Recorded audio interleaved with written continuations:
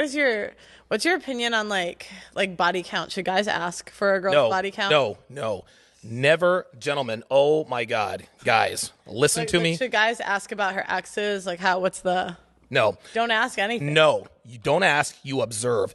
There are so many relationship and dating experts that say, well, if you want to know something about a woman, communicate with her, ask her. No, you want to know why? Because women fucking lie. They lie their fucking asses off.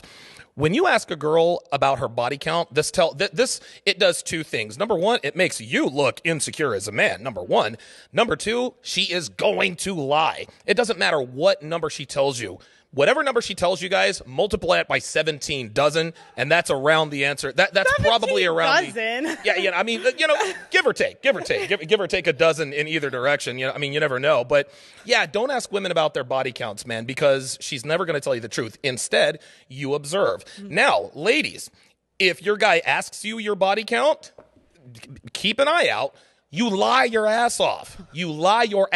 However, there is a caveat. Okay.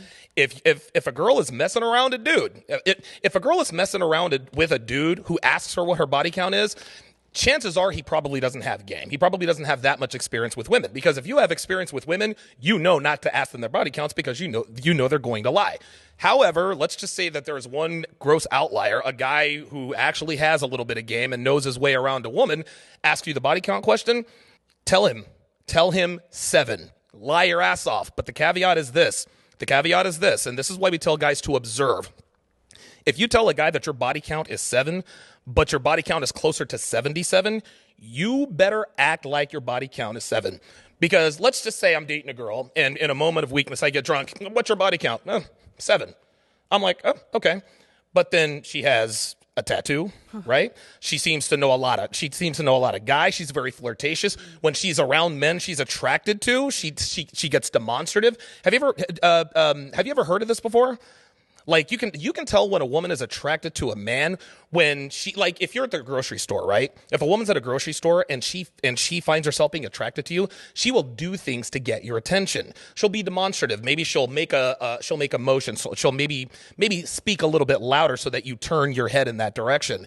This actually happened with me and Devin when we went to Hawaii.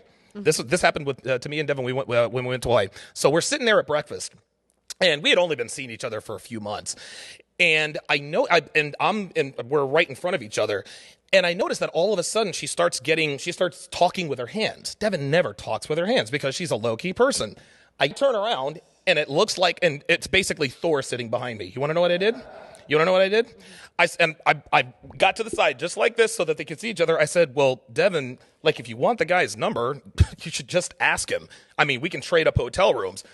They both turned a brilliant shade of magenta, and Devin never flirted with another man in front of me since then. Do you think she was doing that intentionally? Oh, absolutely. 1,000%. Oh, wow. Oh, you better believe it. Again, look, dude, because in my head, I'm a big, I give people, the benefit of the doubt. No. So, yeah. You're, sorry, I don't know. Yeah. You're so a woman. I'm just she's just talking with her hands. No, she was talking with her hands to become, and the reason I knew that is because I'll be in Vegas at a corner store, a casino, whatever the case may be, and I'll hear a woman talking loudly, and I'm looking around, and I'm like, oh, well, who the hell is that? Mm-hmm. After a while, I started figuring out, oh, she's giving me indirect choosing signals. I go over there and approach, and that's that. So what made you not, break up with her over that? We were not committed to each other yet. She was still in the training process. Oh, okay. Yeah. I was just curious if you would advise a guy to break up with a girl over that if they're together. No. Well, it depends on how far along it is in the relationship and how serious it is. So this was during the training process. We'd been seeing each other. Because she responded well.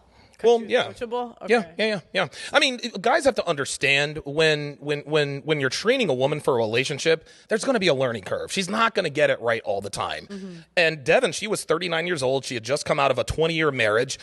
Which, by the way, was one of the reasons I actually took her a little bit more seriously, is because she had relationship skills. She was in a marriage for 20 years, but by the same token, she had been divorced for 6 months and was doing all the things that divorcees that are attractive do when they get divorced.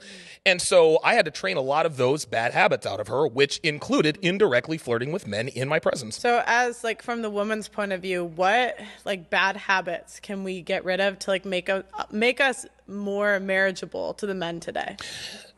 So I'll re-ask the question for you. What are the types of things you should do and not do, right, to not set off a guy's alarm bells? Okay. Right.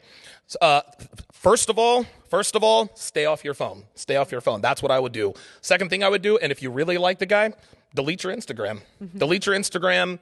Stay off your phone. Go over to his house a lot. Be around him a lot. If you have any lingering exes, block all their numbers. You know what Devin did?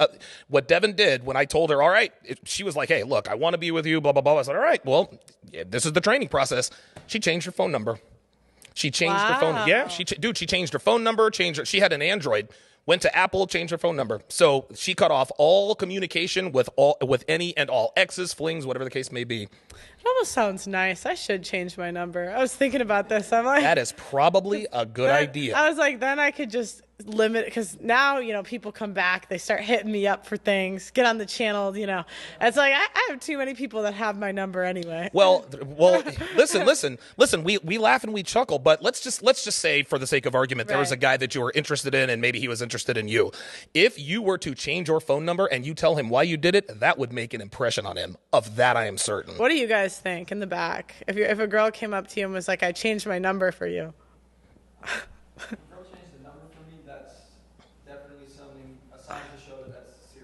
Down to be committal. For sure. Yeah, that's what. There you go. Interesting. Because as a girl, I would never think to change. Yeah, if you want, look, dude. I believe you. I'm just like, I never would have even thought of that. Yeah, that makes, and I didn't even think of that. Devin did that on her own. Wow. She texted me from another number. I was like, oh, okay, this one might actually have a chance, and the rest is history.